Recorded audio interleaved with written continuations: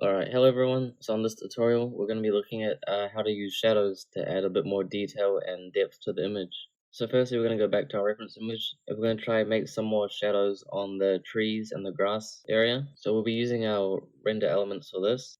So we're going to go into the render elements, and we're going to use the material random color, as well as the render ID, to mask out the objects for the shadows. So first we're going to add some of the shadows to the grass. So we go into this layer here, the material color, and then we'll use the magic wand tool to select it. I usually keep the tolerance around 32, and you can right click on it and go similar to select all of the grass layer on this image. And then we'll switch to we'll make a new layer and switch to a brush tool. Make it about this size. Make sure it's black. And just refer back to the reference image to kind of see where the dark patches of shadows will be. I always work with opacity really low, so you can make really subtle changes without ruining the image too much.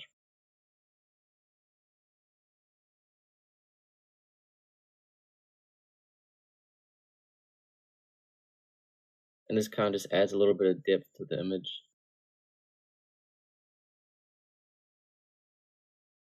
You can make it smaller, just kind of fill in the rare shadows behind it.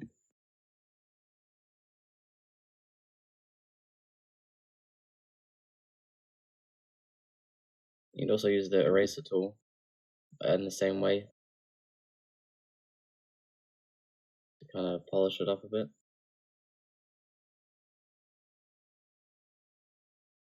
Just if you zoom out and you see anything that's kind of unnatural, you can kind of erase it out.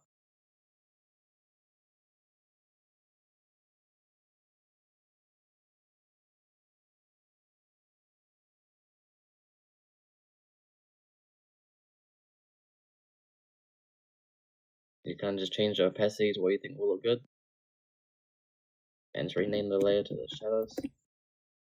Then we'll add some shadows. I do the same thing to the trees.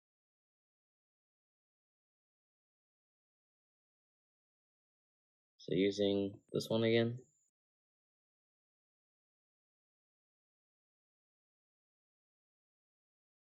Just kind of seeing like near the bottom of the trees there's a bit more shadow to it, and on certain angles.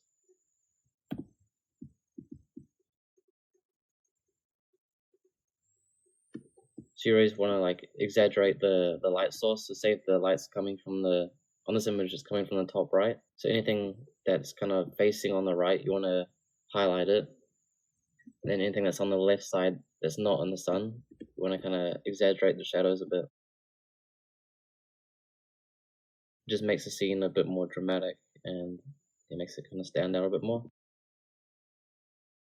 So you can see what that looks like without the shadows versus with.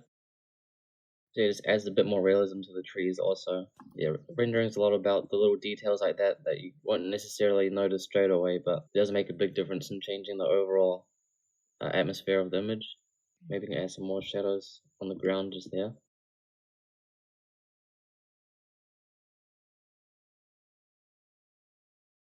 And as you can see in the render, the grass is a bit more greener in certain patches where it goes darker. So let's try to replicate that. So we'll select our grass layer.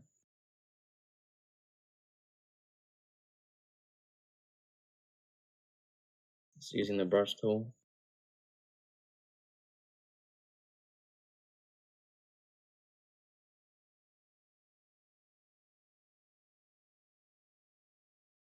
We'll turn the opacity down soon as well.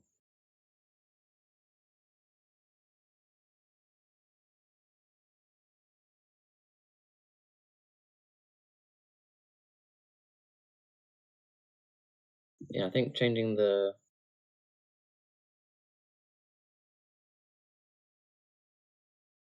blend mode to overlay probably looks the best. It makes it a bit more subtle.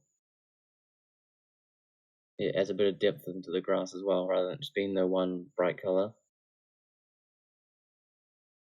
Also, we can select the grass separately, and then we'll copy and paste it on here. So we've just got the grass layer here. Then we can change the saturation to match it a bit more with our reference image here.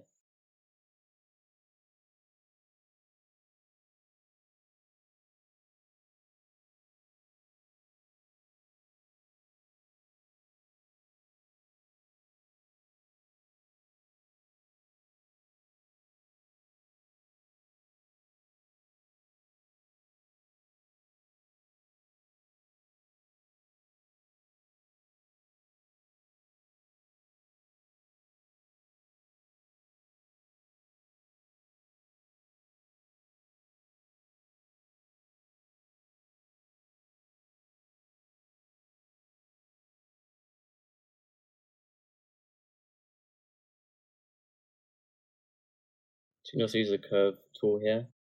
This essentially just changes the amount of red, green, or blue there's in the image. So in this case, this was looking a bit too yellowy and washed out, where the green in the reference image is a bit more vibrant.